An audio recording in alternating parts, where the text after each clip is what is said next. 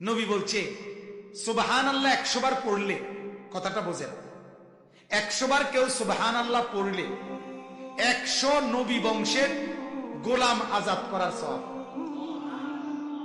আলহামদুলিল্লাহ 100 বার পড়লে আল্লাহর নবী বলেন 100 ঘোড়া আল্লাহর রাস্তায় যুদ্ধের জন্য দান করার সওয়াব।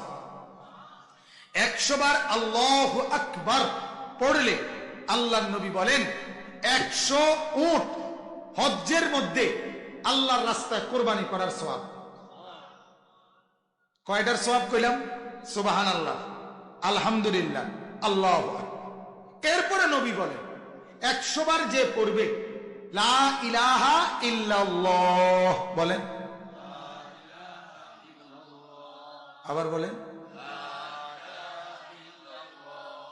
লা ইলাহা ইল্লাল্লাহ, লা ইলাহা ইল্লাল্লাহ।